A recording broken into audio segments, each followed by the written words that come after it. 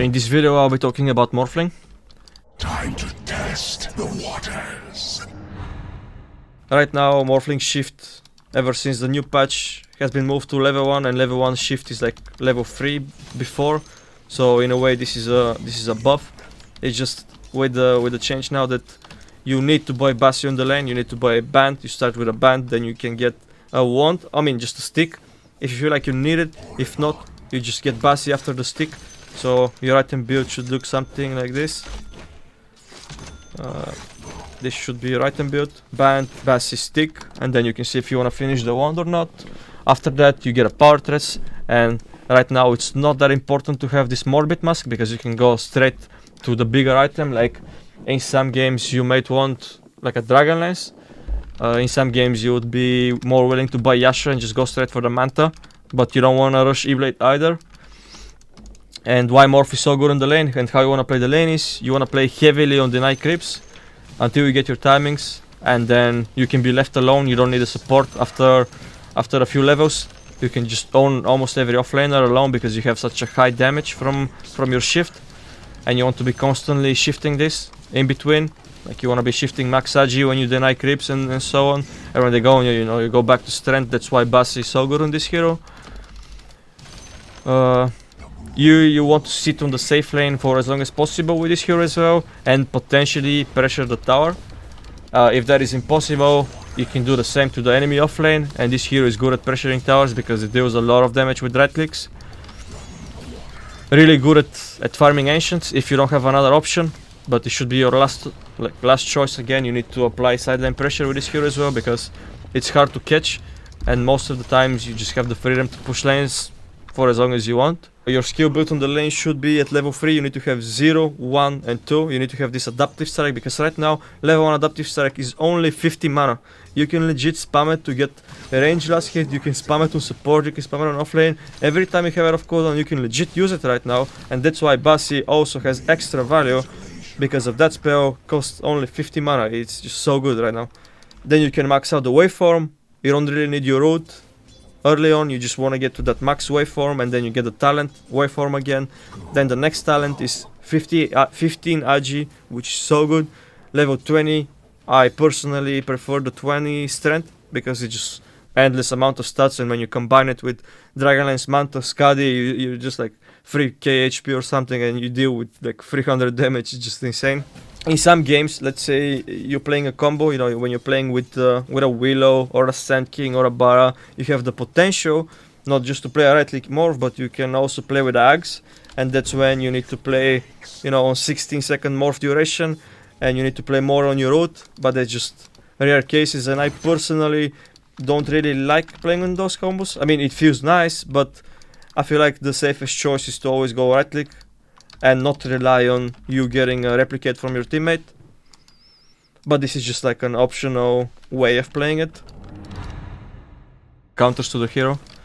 So one of the most annoying carries, mana burn carries, Morph doesn't really want to play against. PL, AM, those are like the top 2 annoying heroes that you don't really have an edge on in most of the games.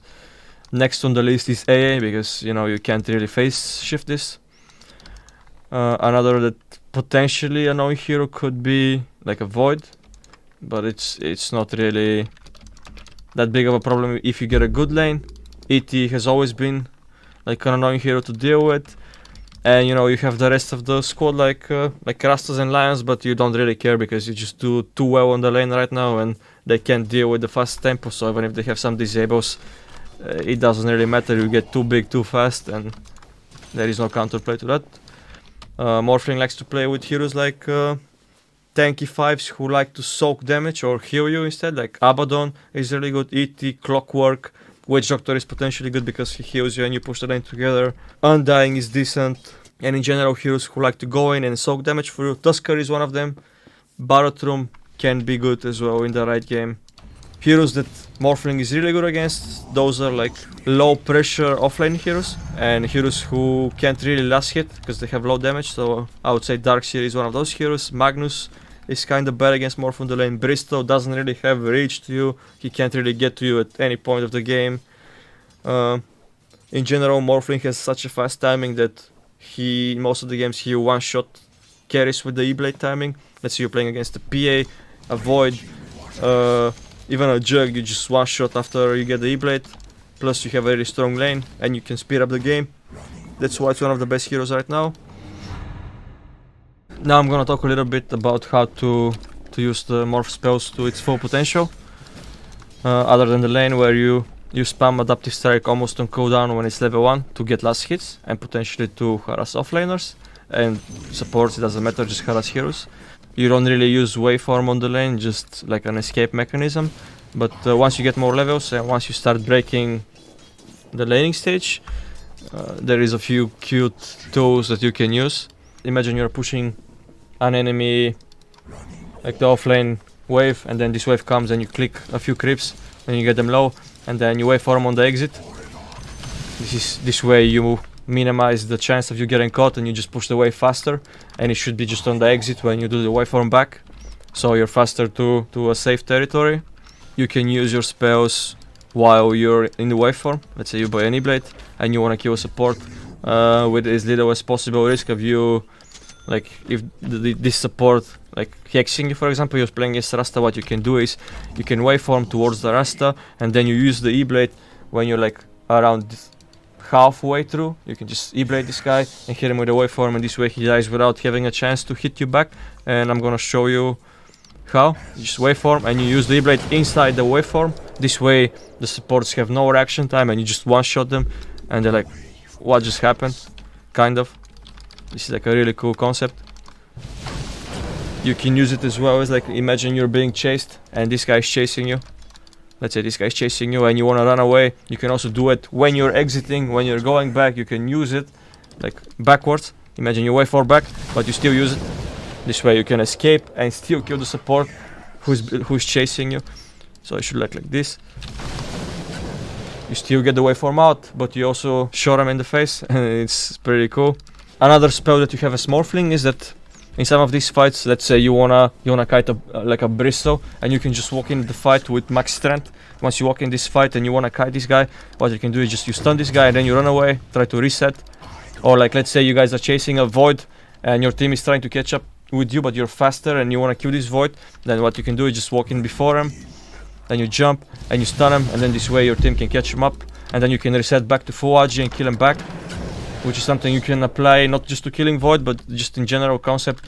Heroes you want more backup to kill, and you're the guy who's gonna be the catch. You know, Morph becomes like a catch, not just a hero who one-shots people.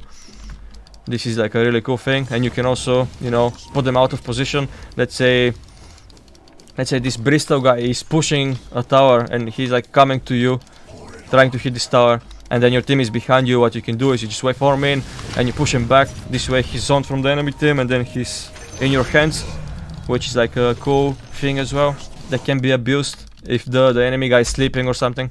How I usually shift this is the more threatened I feel on the map and the more threatened I feel from enemies, I would like to stay just in case on 2.k HP. I still have like 170 damage, you know, it doesn't affect my last hitting, but it just makes me feel safer because I know that these guys are missing. There is a chance I might get one-shotted as well.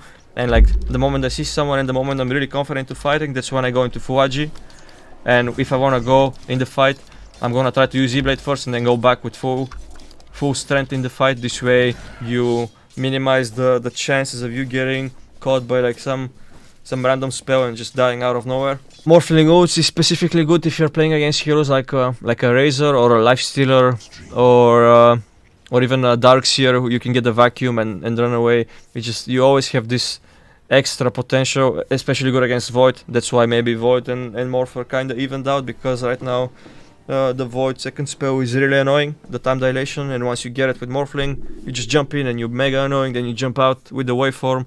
It's a really cool tip that you can use, but most of the times you want to use this spell as an offense. You don't really want to use it defensively. In just very rare cases where like you're being chased and there is a Lifestealer, you just become Lifestealer, get rage and TP out. General playstyle of Morphling is once you get this Bossy and Band and a Wand on the lane, like what you want to do is again you want to get as many as possible denies on the lane. This way you create some distance between you and the offlane guy XP, and then you just play to sustain this lane forever, because you don't really need regen. This way you can out-sustain most of the offlaners. Like, this is the big plus. You don't need to buy Saus, you don't need to buy Tangos. Like, at worst case, if you feel like you need it, you can buy a mask, but I personally prefer the Dragon Lance into Yasha right now. Then you wanna play to get tier 1 tower. And then after that, after you've been there for like a lot of time, unless they bring many heroes, you should sit there until you feel like, okay, now I have power turrets and Dragon Lance, I can start pushing mid, I can start pushing bot. But in general, you want to abuse this tier 1 pressure with Morph, because you can just go and hit towers and it's extremely hard for you to die.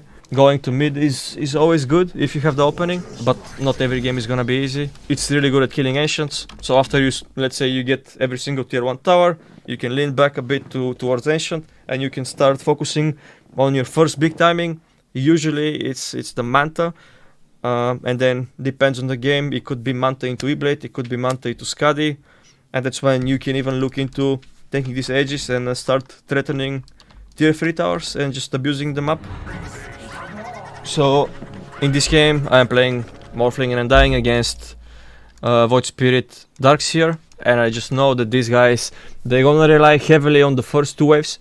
They wanna try and abuse the Morph inability to deal with waves, and maybe try and get as much as possible regen away from me. This is why I bought Salve. I would rather be sure that I have this extra Salve that I can rely on. Even if they triple Iron Shave the wave, I'll still be okay, because this is, I know that they're gonna try and do this. This is just a specific matchup. Usually I would say you don't even need the Salve, but this is just a bit more, you know, my preference to be extra sure. They double waved, they're trying to go aggressive on me. And all that matters for me right now is I want to keep the equilibrium. I don't want to kill it under tower unless they make a mistake here. So once the position 4 takes away my wave, I need to connect behind tower, and I need to play 1v1 potentially with the Darkseer. But in this game the support does a really good job at zoning this guy. So I'm just gonna get a free wave, which is really good for me. This is just standard stuff.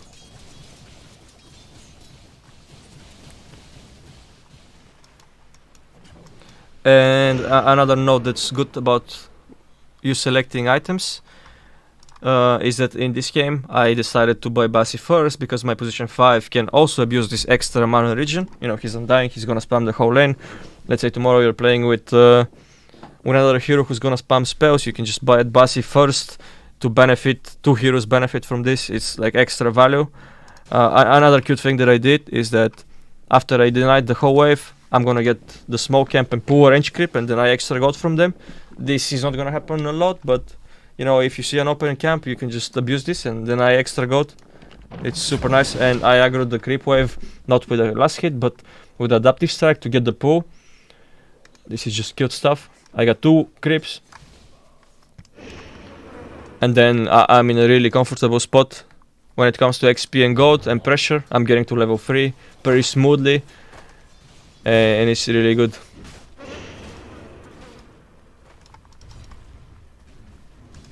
He's gonna keep dragging waves. Got the pull. Now the pull is connected here, so I don't need to hold this wave. And this is just the standard Bassi, band, and a wand. Item build 0, 1, 2 skill build at the start, because you don't really need the waveform. It's too much mana and you're not gonna use it anyway, and it's gonna put you in a bad spot if anything. You know, this adaptive strike spell, 1 casual point, is just so much value into it. This is what I've been talking about a bit.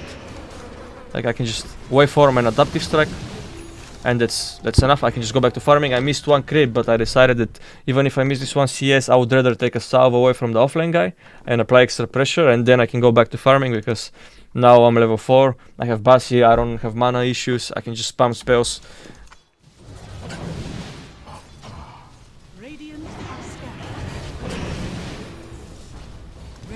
Okay, he's just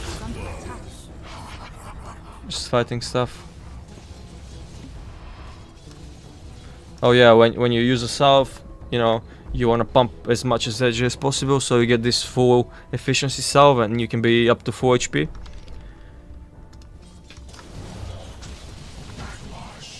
Your life need not end. Killing the catapult, and again I want to use this catapult because, like I said, Morphling is one of those heroes who pressure tier 1 towers a lot.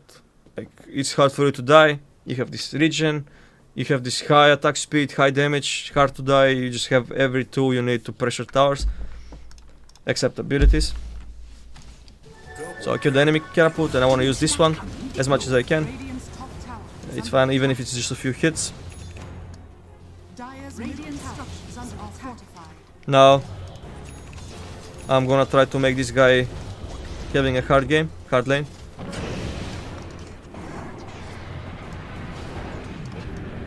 But as you can see, I'm not in a rush to go anywhere. Now I like laning, I can sit here for as long as I need to. In this game I bought the Morbid Mask because I'm playing like against the Darkseer and there is constant shell spam, and I sometimes I need to tank the shell and I need to hit the shell and kill it on my own. So the lifesteal is extra nice. But not every game you're gonna need it. Like if you're playing against a lower pressure hero like a Mag, you can just buy the Dragonlance or a Blade of Alacrity. It doesn't matter. This is a bit of a like a personal choice. I like this matchup Darkseer. I like the Morbid Mask, but it's not a necessity.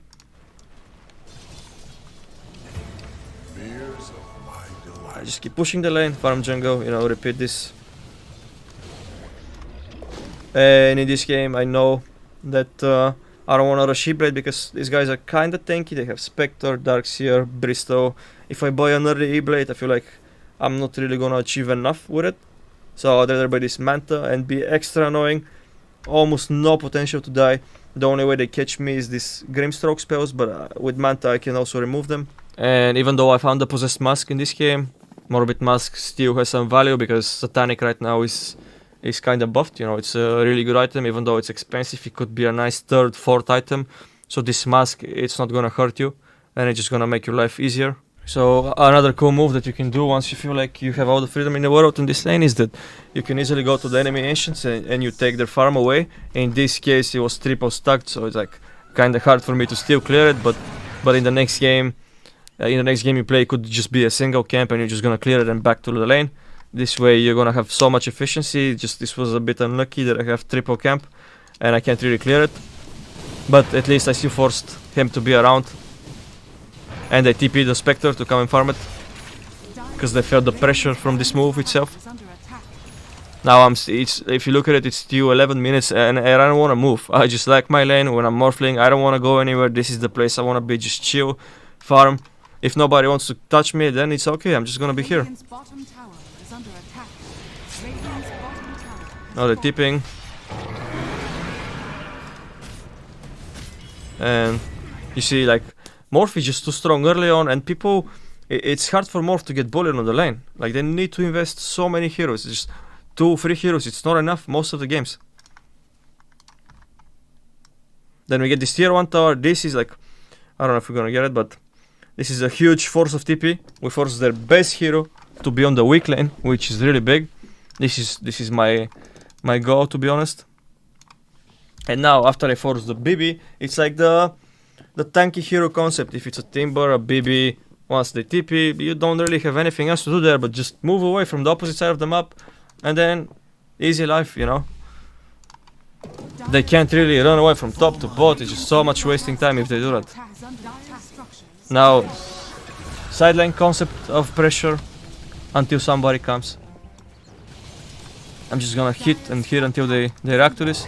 Then this is just by you putting sideline pressure and applying these simple rules, these openings and these kills, they're gonna come to you if you're just patient.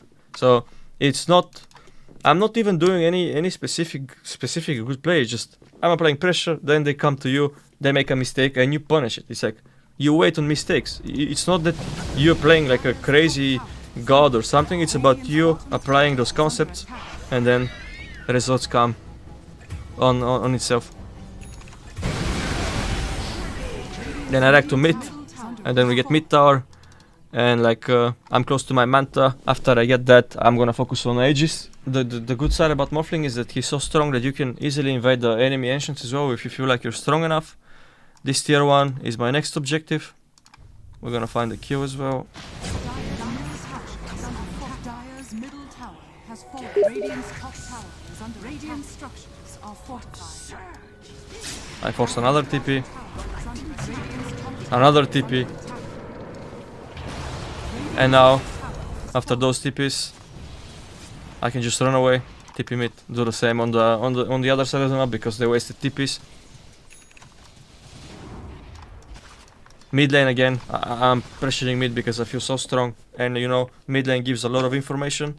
After you apply side lane pressure, after you get tier 1 towers, mid can be like a good entrance for you, because from mid you can go to the bot side of the map, you can go to the top side of the map. Usually how I like to use Mantle and Morph is, a lot of the times it's defensive, but you know, you still have the offensive option available. If you feel you're too scared to push side lanes, you can just leave a Manta and then you're out of danger. But mainly I would say you should use it for a defensive way. This way you feel immortal.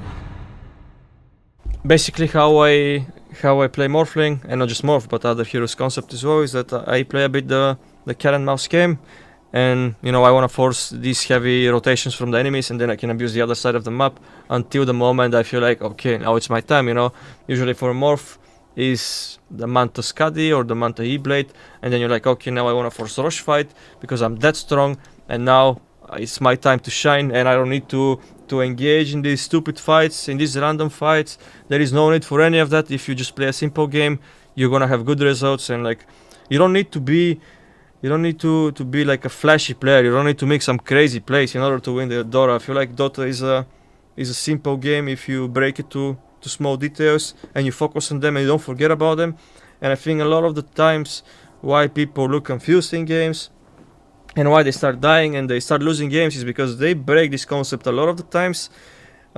And they start thinking that, oh, we're losing, I need to do a lot more now, I need to kill someone right now or we're gonna lose. And I think this is a bad mindset. You should never feel pressured if you're losing or even winning to do stuff. Like, you need to do the lane pressure, do the core of the things first, do the basics, and then the rest is gonna come natural, and you don't need to think and you don't need to be some Einstein guy to perform and to do these things. And once you get to that point, Manta Skadi or a Manta E-Blade, and you can look into Rosh, because a lot of the times they wouldn't want to fight you in the Rosh. Or let's say you're creating this silent pressure that I've been talking about. Let's say you push bot and you force 2 TPs, that's when you go straight to Rosh, and after you get this Rosh, you have the freedom to easily poke high ground, and this way they're gonna make even more mistakes, and the game seems pretty much secured.